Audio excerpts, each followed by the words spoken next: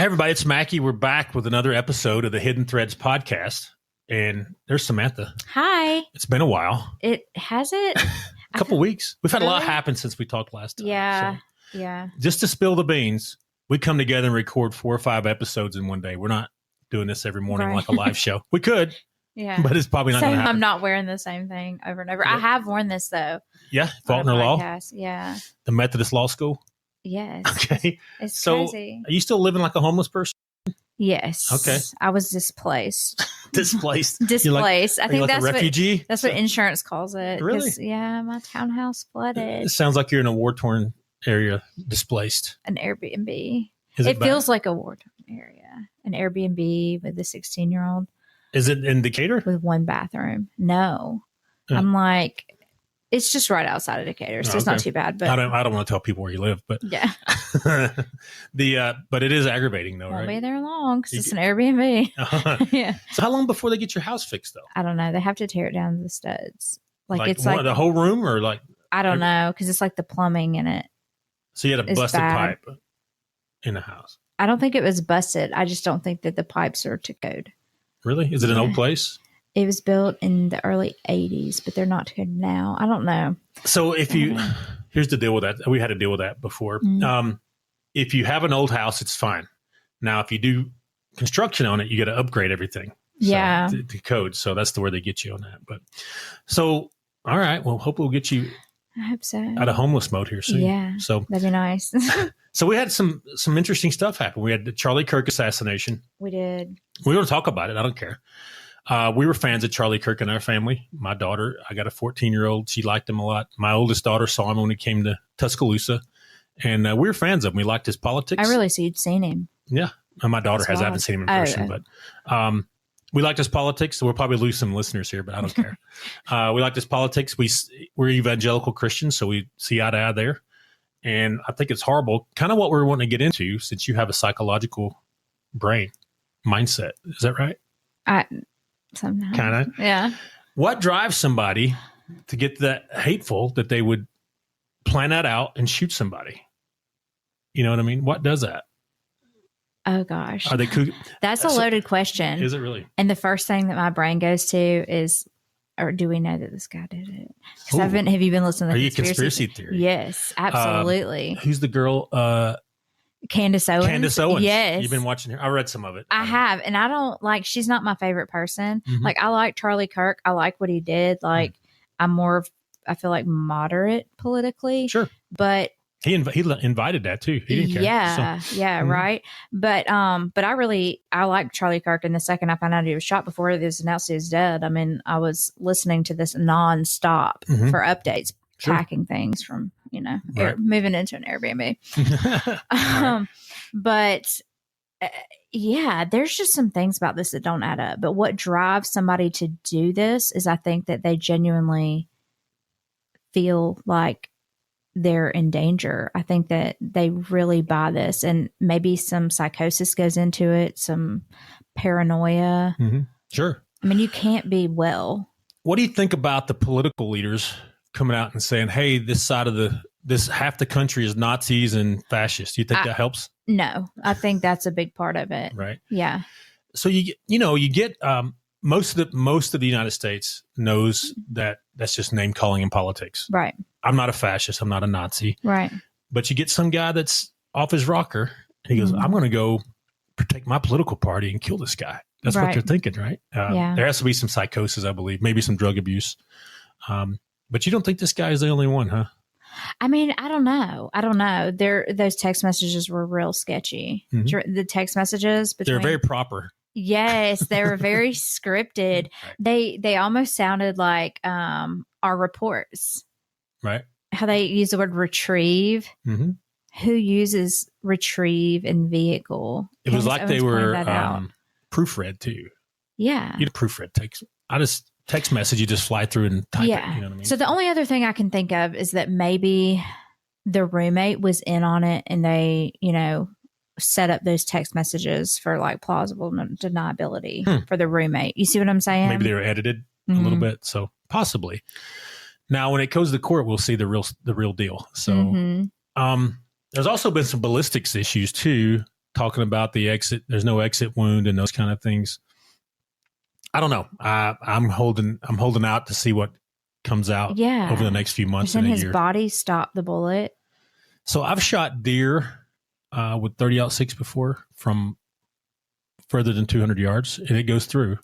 So I don't know.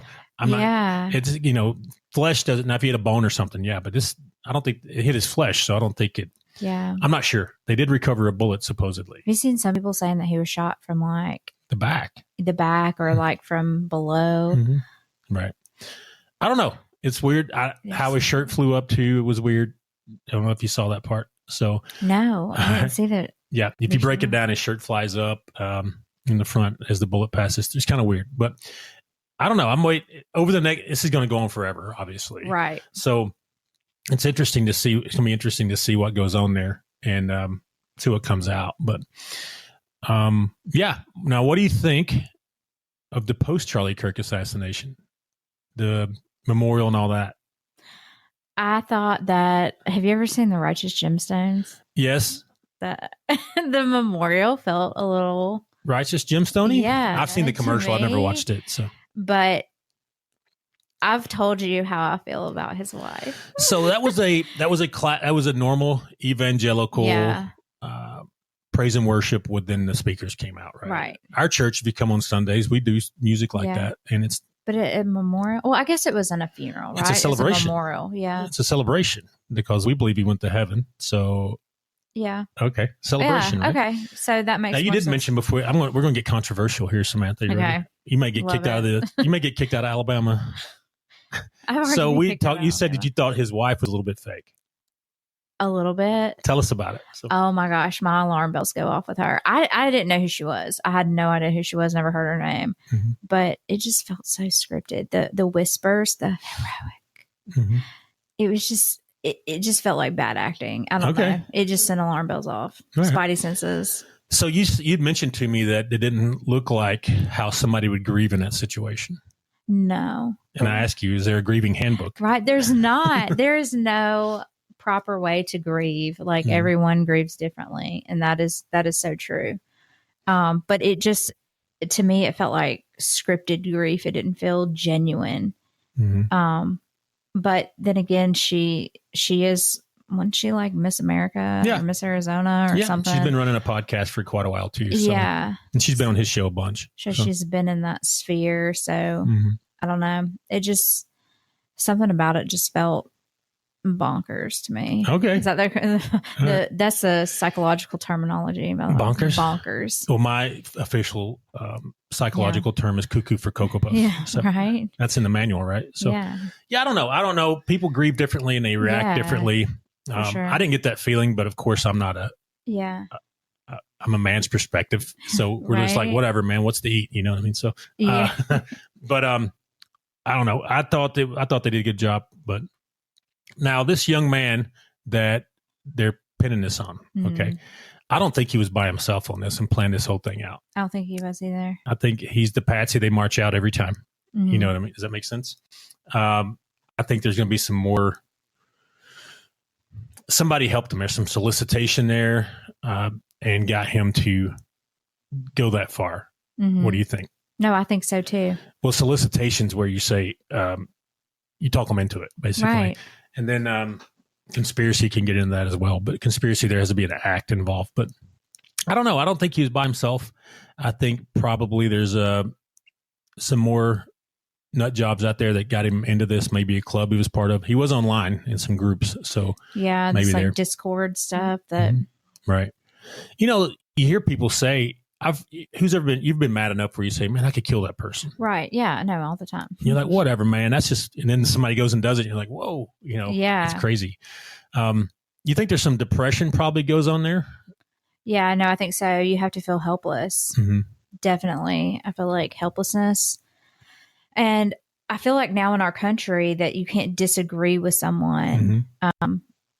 An opinion is no longer an opinion. It's hate. You either take it or don't, or you like me or don't kind of thing. Yeah. Right. And some people can't accept that someone on the other side genuinely feels like they're doing the right thing. Mm-hmm. That they're just hateful if they don't agree with you. And right.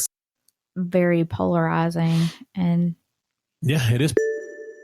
Everybody, Macky here with ShadowNet Investigations. I'm the lead investigator, and I'm here to let you know that we conduct premium digital forensics. Whether you're looking to recover deleted data from phones, tablets, computers, you name it, give us a call and we can help you out in recovering that data.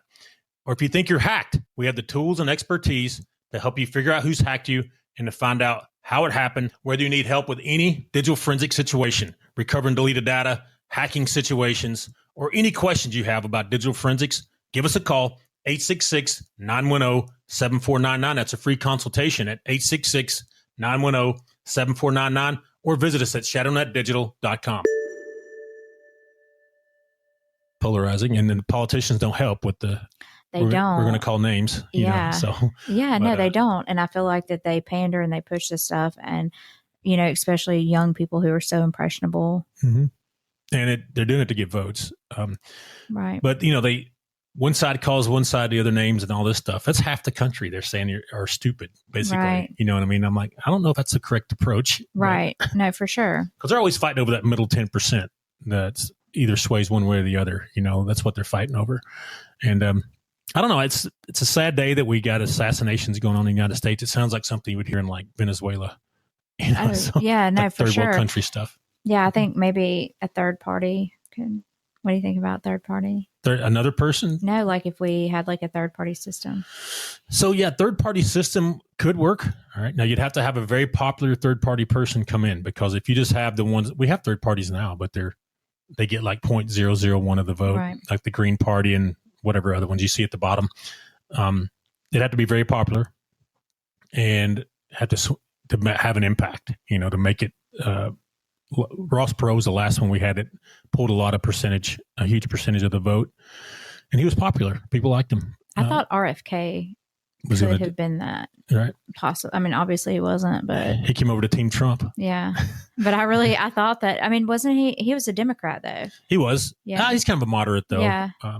He's a health nut. I know that. Well, I hope he is. He's a DHS guy. Right. So I think that more people are politically moderate than we think. Mm-hmm. And I think that we all agree on more than we think. Yeah. On TV, you see the extremes because they're trying to sell commercials. On social media. Yeah. They're all trying to sell commercials, get views and all that stuff. And so they're going to throw the extreme views out there, and it kind of isolates us in the middle of the road people that we could get along. You know what I mean? Yeah. I'm sure we have different views on different things, but it's never stopped us from working together, Right. And according to Fox News or CNN, we should never even talk to each other. Does that make, see what I'm getting at? The extremes they put us at.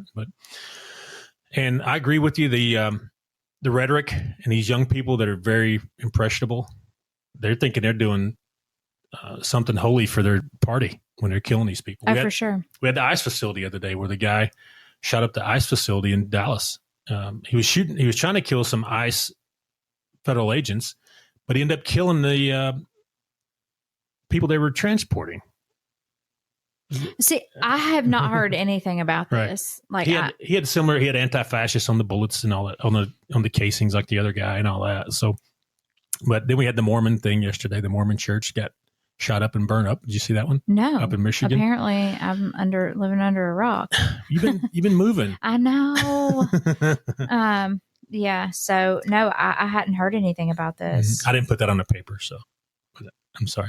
But there's a lot of hate going on, and people are psychologically fragile, I believe, for whatever reason. So wait, what was happening in Dallas though? This guy, he shot up. There's an ICE facility where they take people it's like a holding area where they take illegals, mainly the ones that are, we got to call them undocumented now, right? Right. Does it matter? I don't think so. Take the undocumented there and they process them, then they go to court, right? And these are typically ones that are committed some kind of crime. They're drug dealers or some kind of violent crime. And they have a sally port where you pull in your car, your police car basically, and unload the prisoners. And the guy shot into the sally port. Instead of hitting the ICE agents, he hit the detainees. Killed one of them, I believe. Yeah, and injured two. So, but he had anti-fascists on the shell casings and all these things. So then he shot himself after he shot the building up. That is wild. Imagine missing the mark. Like, I mean, no pun intended, but well, your mission was to kill. Well, the ICE agents are the bad guys to you, right? And you killed the good guys to you. You know, I'm not saying it undocumented or bad or good guys. I'm saying he was targeting fumble though. Yeah, he was targeting the federal agents. So and fouled it all up. But that's so sad too. Yeah. Do you think there's a decline in mental health? Like, is there more fragility in mental health right now in the nation? I don't know. I think maybe, yeah. I think that social media contributes to groupthink for sure. I don't think that people think for themselves as much.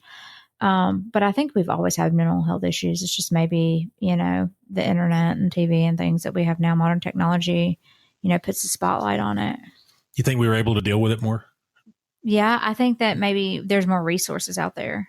We hit our crazy better when we were younger, right? Back in the old days. So, yeah, but we had to talk to each other too. Right. You don't have to talk to each other now. Mm-hmm. Yeah, I mean, if you spend 20 hours a day on chat rooms, on devices and all those things, and I'm not talking just one day. I'm talking this goes on for years. Yeah. I think it's going to mess with your brain. Yeah. Do you agree with that? Oh, for sure. That's why I love the thing where they took phones out of schools. You like it? I love that. They have to put them in a box or something? I don't know. I think they're just not allowed to have them. Mm-hmm. I don't know how that works, if they can have them before or after.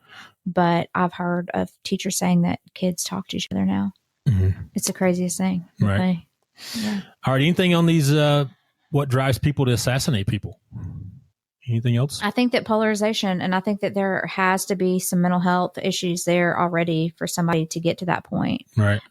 But in this case, with the Charlie Kirk thing, I think there are more people involved. Some handlers type people. I think that there's definitely something going on. Mm-hmm. And I mean, you know, people will call me conspiracy theorists in the comments, whatever, but we'll find out. Conspiracy theories sell. Yeah. Anyways, all right. We're going to close it up for now, but we'll probably address this one again in the future as the court case goes on and all this, because it's going to go for a while.